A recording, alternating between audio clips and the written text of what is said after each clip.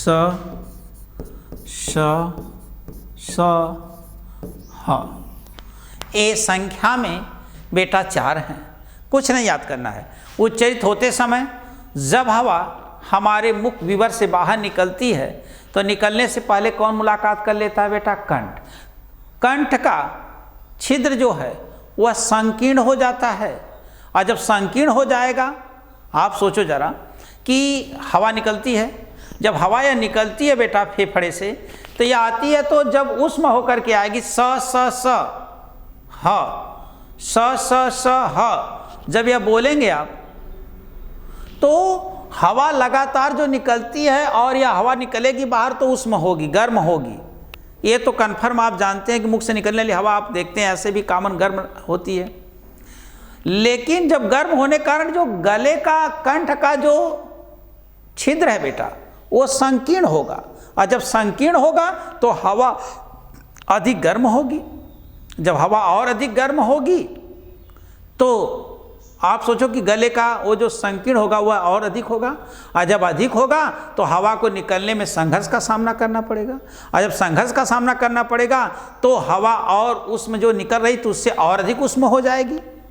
तो इसलिए ऐसी स्थिति में कौन से व्यंजन हो जाएंगे बेटा? उष्म व्यंजन। तो उच्चरित होते समय जब हवा अधिक उष्म होने के कारण कंठ को संकीर्ण कर दे, और कंठ संकीर्ण होने के कारण जो हवा उष्म होकर के निकल रही वो और अधिक उष्म हो जाती है, ऐसी स्थिति में कौन सा व्यंजन उचित होगा बेटा? उष्म व्यंजन। जरा परिभाषा देखेंगे। कहता है कि उच्चरित होते समय जब हवा मुख से बाहर निकलती है तो कंठ का छिद्र संकीर्ण हो जाता है। उच्चरित होते समय जब हवा मुख से बाहर निकलती है, किसको? कौन से व्यंजन को करते समय? यही स स स ह, छिद्र संकीर्ण हो जाते हैं तथा हवा घर्षण के कारण उष्म होकर के मुख विवर से बाहर निकलती है, तो उस व्यंजन उच्चरित होते हैं। इनकी संख्या कितनी मानी गई बेटा? 4। स श स ह। फिर चलेंगे बेटा। उच्छिप्त,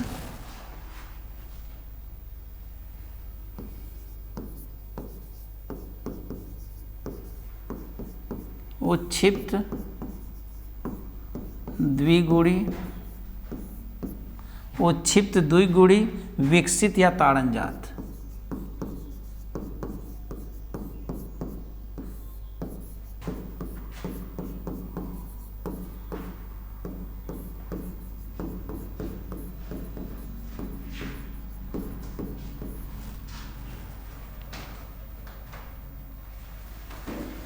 उच्छिप्त द्विगुणी, विकसित या ताड़नजात व्यंजन। ध्यान देंगे बेटा, बहुत सुपर प्रश्न आएगा बेटा, इनको हम ध्यान देंगे बेटा। अब हम पढ़ने जा रहे हैं बेटा उच्छिप्त व्यंजन। उत प्लस क्षिप्त। उत माने उठना, क्षिप्त माने गिरना। जब हमारी जिह्वा की नोक बेटा मूर्धा को स्पर्श करके झटके से नीचे गिर जाती है तो उच्छिप्त व्यंजन अढ़ अढ़ अढ़ अढ़ का उच्चारण होता है।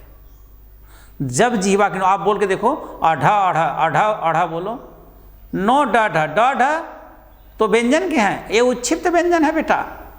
इसमें पहले स्वर को उच्चरित करते हैं, ये 2 ही हिंदी के स्वर हैं, बाकी संस्कृत के स्वर हैं। अढ़ अढ़ अढ़ अढ़, पहले अ बोलेंगे, अढ़ अढ़ अढ़ अढ़। द्विगुणी क्यों है? एक बार ये नुक्ता रहित आते हैं, एक बार नुक्ता सहित आते हैं, इसलिए इनके पास 2 गुण हैं तो द्विगुणी हो गए। विकसित, इनका विकास हुआ है बेटा ड से। बाबू इस बात को आप जानेंगे, इनकी संख्या बेटा 2 होती है। अच्छा, स्वतंत्र रूप से शब्दकोश में इनसे कोई भी शब्द प्रारंभ नहीं होते, कोई ऐसा शब्द नहीं है बेटा जो इनसे प्रारंभ होगा। ये या तो शब्द के अंत में आएंगे या तो शब्द के मध्य में आएंगे। द्विगुणी से शब्दकोश में कोई भी शब्द प्रारंभ नहीं होते, यह बात आप याद रखेंगे। चलेंगे बेटा, लिखेंगे हम लोग।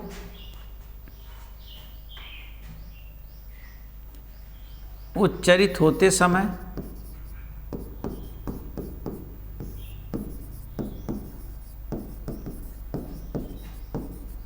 उच्चरित होते समय जिह्वा ऊपर उठकर जिह्वा ऊपर उठकर शीघ्रता से नीचे की तरफ, रोक नहीं पाएंगे बेटा, शीघ्रता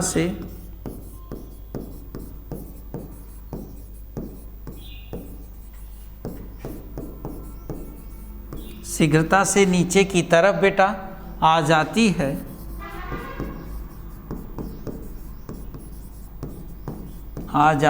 है तो उत्क्षिप्त व्यंजन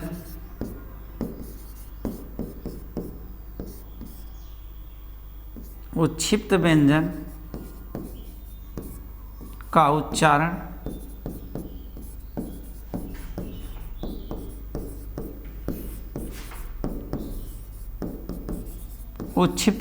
उच्चारण होता है।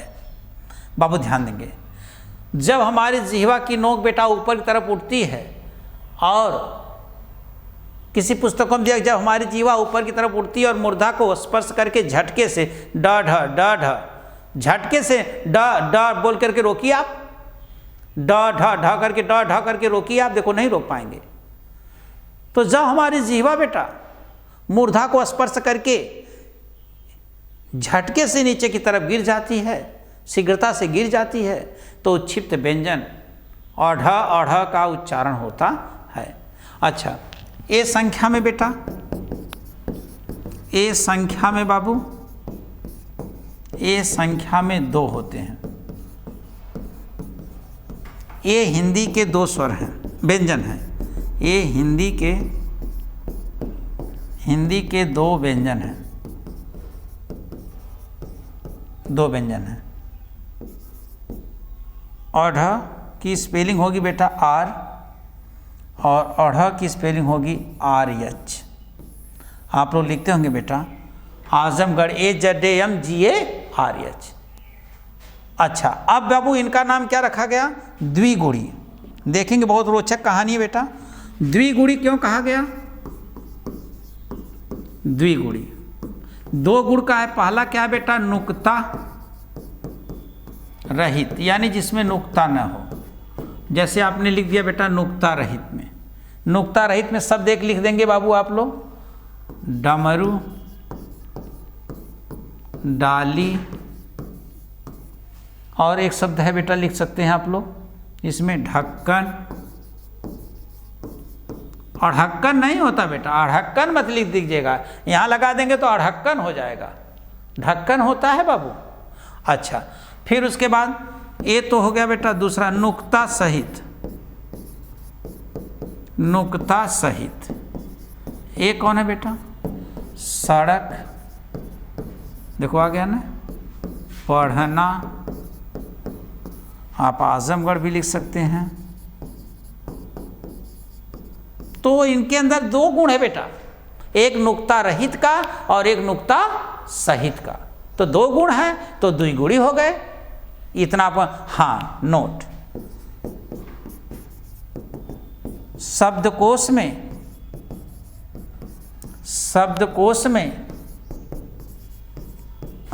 गलत है बेटा, शब्दकोश के बारे में बता देंगे अभी बेटा। शब्दकोश में बेटा इनसे स्वतंत्र रूप से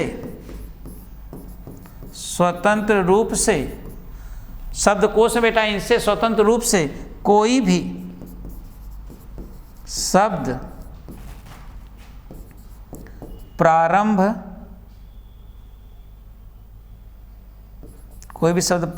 नहीं होता। अगर आप बेटा हिंदी का शब्दकोश खरीदेंगे तो इनसे स्वतंत्र रूप से, यानी आएंगे या तो मध्य में या तो अंत में, इनसे ही कोई शब्द प्रारंभ नहीं होगा। पूछा गया प्रश्न है कि वे कौन से व्यंजन हैं जिनसे स्वतंत्र रूप से शब्दकोश में कोई भी शब्द प्रारंभ नहीं होते हैं? अंतस्थ व्यंजन, अर्धस्वर, द्विगुणी व्यंजन, ऊष्म व्यंजन। तो आंसर आपका होगा बेटा द्विगुणी व्यंजन। पूछा गया प्रश्न बेटा, नुक्ता रहित और नुक्ता सहित। अच्छा, फिर देखेंगे बेटा, तो हमें लगता है 8 हम लोगों ने पढ़ लिया बाबू। बहुत अच्छी क्लास रही। एक बार हम पूरा दोहरा देते हैं बेटा, ध्यान देंगे। आज हम लोग प्रयत्न के आधार पर व्यंजनों को पढ़ा मैंने। सबसे पहले आपने क्या पढ़ा बेटा? स्पर्श व्यंजन। उच्चरित होते समय जब स्पर्श की स्थिति क्या हो बेटा? पूरी तरह से पूर्णतः स्पर्श करे स्पर्श व्यंजन। इनकी संख्या 25 होती है, क से लेकर के म तक। फिर आपने पढ़ा स्पर्श संघर्षी व्यंजन। उच्चरित होते समय जब जिह्वा ताल को स्पर्श करे और हवा को मुख विवर से बाहर आने में संघर्ष का सामना करना पड़े तो स्पर्श संघर्षी व्यंजन का उच्चारण होता है, जो च छ ज झ संख्या में 4 है। स्पर्श संघर्षी व्यंजन। खाली संघर्षी व्यंजन बोले तो वो भी 4 हैं, लेकिन वह हो जाएंगे स स स ह। याद रखना बाबू। फिर आपने पढ़ा बेटा अंतस्थ व्यंजन। उच्चरित होते समय जब हमारे मुखांक पूर्णतः स्पर्श नहीं करते हैं तो अंतस्थ व्यंजन उच्चरित होते हैं। इनकी संख्या होती है बेटा कितना? अंतस्थ व्यंजन 4 य र ल व।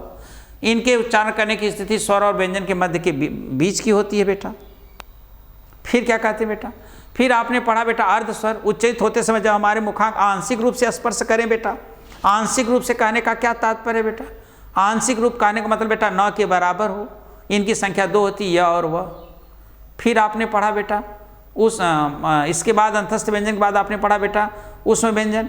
उच्चरित होते समय जब हमारे कंठ के जो छिद्र हैं बेटा संकीर्ण हो जाएं और मुख से हवा निकलने वाली जो है विवर को, मुख विवर को जो हवा निकल रही बेटा, जब संकीर्ण हो जाएगा तो संघर्ष का सामना करना पड़ेगा। और जब संघर्ष सामना करना पड़ेगा जिसके कारण हमारी मुख से निकलने हवा अत्यधिक गर्म हो जाती है, उष्म हो जाती है, तो उसमें व्यंजन का उच्चारण होता है स स स ह है बेटा। फिर आपने पढ़ा बाबू प्रकंपित व्यंजन। विशेष प्रकार से प्रकंपन जब हो उच्चरित होते समय प्र प्लस कंप प्लस इत, प्रकंपित व्यंजन को ही लुंठित व्यंजन कहते हैं। उच्चरित होते समय जब हमारी जीवा ऊपर की तरफ उठती है बेटा तो और उसमें विशेष प्रकार का कंपन होता है, उसे प्रकंपित व्यंजन या लुंठित कहते हैं, अर्थात उसका आकार थोड़ा सा लुंठित जैसा हो जाता है बेटा। ये भी आपने देख लिया। फिर आपने पढ़ा बेटा पार्श्विक व्यंजन ल को कहते हैं। उच्चरित होते समय जब हमारे जिह्वा के बगल से हवा बेटा, जिह्वा के बगल से हवा पूरी तरह से बाहर निकल जाती है बेटा तो पार्श्विक व्यंजन ल का उच्चारण होता है। फिर उसके बाद आपने पढ़ा बेटा द्विगुणी। द्विगुणी किसे कहते हैं बेटा? इन्हीं को उच्छित व्यंजन कहते हैं, इन्हीं को हिंदी का व्यंजन कहते हैं, इन्हीं को ताड़नजात कहते हैं, इन्हीं को विकसित व्यंजन कहते हैं बेटा। उच्चित होते समय जब हमारी जिह्वा मूर्धा को स्पर्श करके झटके से नीचे की तरफ गिर जाती है बेटा तो उच्छित व्यंजन या द्विगुणी व्यंजन का उच्चारण होता है। यह बेटा नुक्ता रहित और नुक्ता सहित आपके पास आएंगे। नुक्ता रहित नुक्ता सहित होंगे बेटा। अगर नुक्ता रहित होंगे बेटा तो वह बाबू पहले आएंगे, नुक्ता सहित होंगे बेटा तो वह मध्य में आएंगे या अंत में आएंगे। शब्दकोश में स्वतंत्र रूप से इनसे कोई भी शब्द प्रारंभ नहीं होता। इनका उच्चारण करते समय आप देखेंगे अढ़ अढ़, स्वर पहले बोलिए बेटा अढ़ अढ़। अढ़ की स्पेलिंग आर एच, अढ़ की स्पेलिंग अढ़ की स्पेलिंग आर और अढ़ की स्पेलिंग आर एच होती है बेटा, तभी आप लिखते हैं ZAMAGARH। स्वतंत्र रूप से शब्दकोश से किससे शब्द नहीं प्रारंभ होते हैं? द्विगुणी व्यंजनों से बेटा। ये हिंदी के मात्र यही 2 व्यंजन और बाकी वो सब संस्कृत के हैं बेटा। विश्वास है बेटा, आशा है आपको समझ में आया होगा बेटा। अभी वर्णमाला की क्लासें होंगी बेटा। अभी तो आपने पूरी तरह से परिचय पढ़ा बेटा, बहुत सारी बारीक चीज़ें बतानी बाकी है। फिर एक बार मैं प्रजापति क्लासेस से आप सभी का स्वागत करता हूं। आने वाली सभी आगामी वैकेंसी के लिए बेटा किसी के बहकावे में ना आएँ। आप बेटा अस्थायी रूप से या नहीं हम कहते हैं हमारी संस्थान में पढ़ें, कहीं भी जुड़े अस्थायी रूप से बने रहें, पढ़ें, अपने विश्वास पर रहें, चापलूसी ना करें। बाबू विद्या ददाति विनयम, विनम्रता पूर्वक पुस्तकों से अध्ययन करें, आप स्वयं अध्ययन करें, कहीं भी पढ़ें, समझदारी से काम लें, समय को ऐसे न व्यर्थ करें। यह हमारी इच्छा और कामना आप लोगों के लिए है। इन्हीं शुभकामनाओं के साथ आज की क्लास यहीं पर तक रहती है बेटा। फिर नेक्स्ट डे होगी क्लास। धन्यवाद।